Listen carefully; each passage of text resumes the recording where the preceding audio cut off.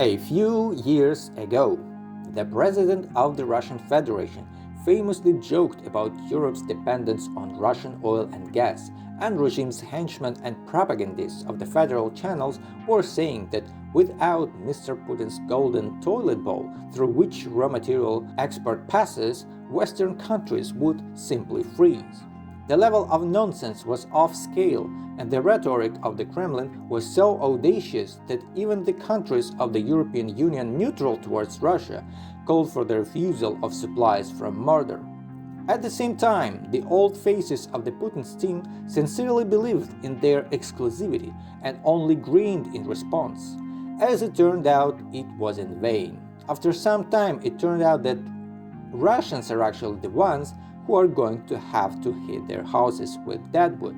Unlike the gas station country, Europe has practically got off the oil needle and the gas apparatus, which was kindly provided by the Kremlin leader.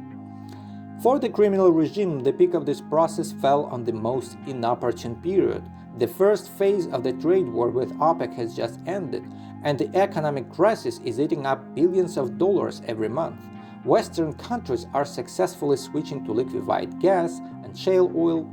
The shortage covers with the help of lucrative offers from Saudi Arabia and other members of the Organization of Exporting Countries. In such conditions, the technically backward Russian gas station turned out to be of no use to anyone. Putin's dreams about dominating the commodity market are heading in hell, according to an update on oil exports in August. A catastrophic situation is observed in the European direction. Compared to April, oil supplies to this region have decreased by half, and if we talk about the volumes delivered by tankers from Novosibirsk, we can see that they have decreased by 4 times. The bud buns of the Moscow grandpa shrank about the same size when he saw the flow of petrodollars drying up. It is noteworthy that even in the Chinese direction, Mordor is experiencing a noticeable decline. Here, the decline in supplies reached 78% of the April volumes. Generally speaking, the greedy leprechaun has lost 20% of his oil exports in the past 8 months. Such indicators hit the ruling regime with a sickle in the most painful place, depriving the Kremlin of the tens of billions of dollars. Without them, it is very problematic to maintain an army of hanger-ons, National Guards, and militants. Oil is the main source of hard currency for the two-headed cockerel. In the first half of the 2020, Russian oil barons received from buyers 36% less money than last year, 38.4 billion versus 59.7 billion. With this number, soon enough, Putin is going to sell antiques from his grandma's drawer to feed Sechin and Miller. Otherwise, those effective managers will swell, but this time from hunger. The fact that the situation is critical is confirmed even by Dmitry Medvedev. The deputy head of the Security Council bluntly stated that the Wooden Kingdom must be ready for Europe to completely refuse to buy Russian oil.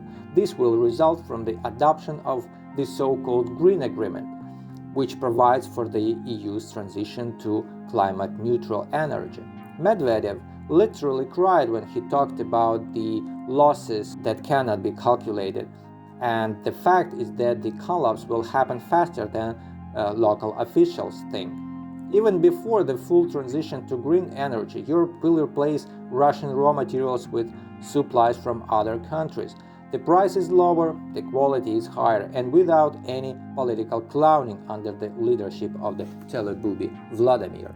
However, the surprises for Putin's gangster group do not end there, since not only the European market is rapidly sending gas stations to hell. Saudi Arabia intends to kick Russia out of the Asian direction. The OPEC leader is successfully expanding on Europe, practically burying Sechin and Miller, and at the same time preparing serious discounts for Asia.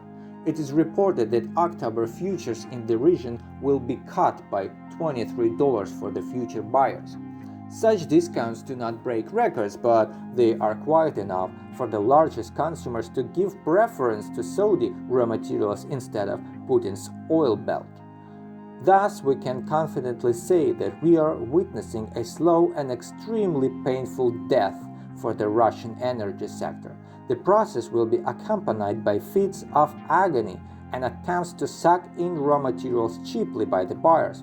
And also, of course, China will gladly buy for a pittance not only Russian black gold and gas, but also Putin himself, who at such a pace risks spending his retirement by sweeping streets of the Celestial Empire.